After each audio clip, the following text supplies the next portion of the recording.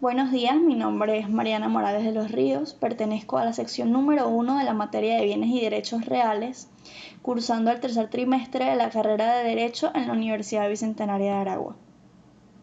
En esta infografía sobre la clasificación de las cosas, nos enfocamos directamente en la relación con las personas a quienes pertenecen, pero para iniciar con el tema necesitamos saber la definición de las cosas.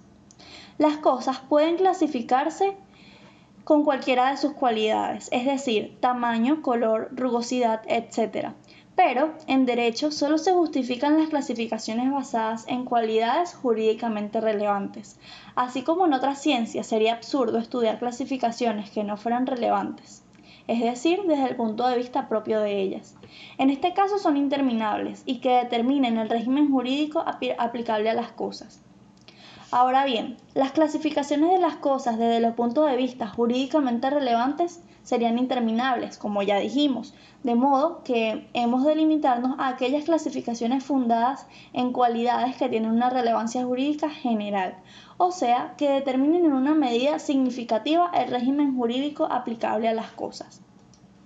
Ahora sí, iniciamos con el tema de la relación con las personas a quienes pertenecen. El Código Civil destina uno de sus capítulos de los bienes con relación a las personas a quien pertenecen en el libro segundo, capítulo 3.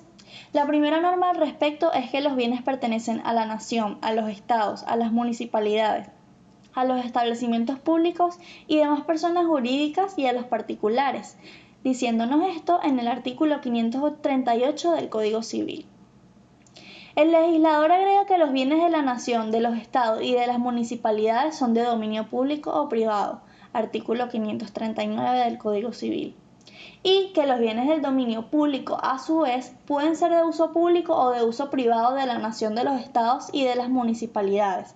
Así que establece la siguiente clasificación. Esto lo hallamos en el artículo 540. Continuamos con una cierta cantidad de artículos que se nos especifican sobre los bienes. El artículo 764 dice: los bienes son de dominio del poder público o de propiedad de los particulares. Artículo 765. Son bienes de dominio del poder público los que pertenecen a la Federación, a los estados o a los municipios. Artículo 766.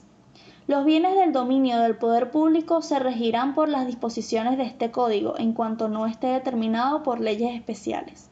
Artículo 767. Los bienes de dominio del poder público se dividen en bienes de uso común, bienes destinados a un servicio público y bienes propios.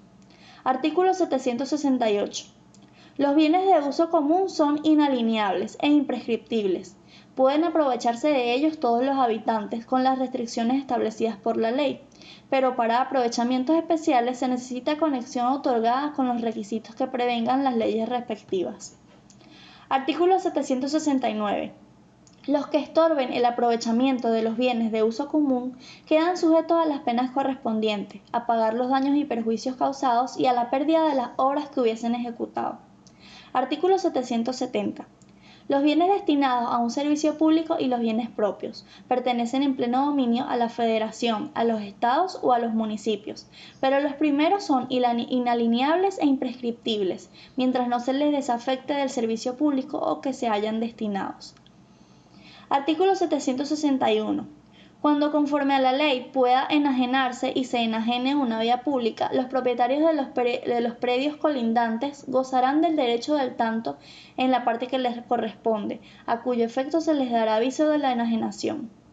El derecho que este artículo concede deberá ejercitarse precisamente dentro de los 8 días siguientes al aviso. Cuando éste no se haya dado, los colindantes podrán pedir la rescisión del contrato dentro de los 6 meses contados de su celebración. Artículo 762. Son bienes de propiedad de los particulares todas las cosas cuyo dominio les pertenece legalmente y de las que no pueden aprovecharse ninguno sin consentimiento del dueño o autorización de la ley. Artículo 773. Los extranjeros y las personas morales para adquirir la propiedad de bienes inmuebles observarán lo dispuesto en el artículo 27 de la Constitución de los Estados Unidos Mexicanos y sus leyes reglamentarias. Leyendo esto, se nos hace interesante y curiosa la palabra enajenar, por lo que decidimos buscar su significado. Enajenar es lo que hace una persona que pierde la razón o los sentidos, especialmente a causa de un sentimiento intenso, miedo, enfado o dolor. En sentido jurídico, desde el punto de vista del derecho civil, la enajenación implica la transferencia de un derecho real de un patrimonio a otro. La voz enajenación puede ser usada en un modo amplio o en un modo estricto. Esperamos que esta infografía haya sido de su agrado y haya quedado información retenida en ustedes. Muchísimas gracias.